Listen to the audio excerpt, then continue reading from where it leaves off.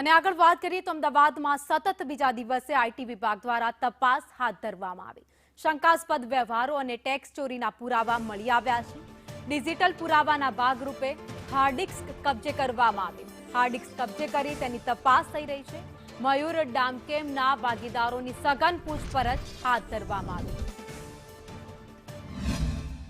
અમદાવાદના મયુર ડાયકેમ પર પડેલા ઇન્કમટેક્સના દરોડા સતત બીજા દિવસે પણ યથાવત છે। બીજા દિવસે પણ ઇન્કમટેક્સની ટીમ દ્વારા અલગ અલગ સ્થળો પર તપાસ કરવામાં આવી રહી છે। આ દ્રશ્ય અમદાવાદ શહેરના સેલા બોપલ વિસ્તારમાં આવેલા સોલિટાયર બંગલોઝના છે કે જ્યાં આગળ મયુર પટેલ કે જે મયુર ડાયકેમના માલિક છે અને તેમના ભાગીદાર છે બંનેના ઘર ઉપર દરોડાની કામગીરી હાથ ધરવામાં આવી રહી છે। સોલિટાયર બંગલોઝની અંદર કુલ 2 બંગલા મયુર ડાયકેમના માલિક અને તેમના ભાગીદારના છે કે જ્યાં આગળ ઇન્કમટેક્સ વિભાગના અધિકારીઓ છે તે તપાસ કરી રહ્યા છે। આ સાથે જ પ્રથમ દિવસે કુલ 20 સ્થળો પર તપાસ કરવામાં આવી હતી, પરંતુ વધુ કડીઓ મળતાની સાથે લગભગ 22 સ્થળો પર હાલ 80 થી વધુ ઇન્કમટેક્સ વિભાગના અધિકારીઓ દ્વારા તપાસ હાથ ધરવામાં આવી રહી છે।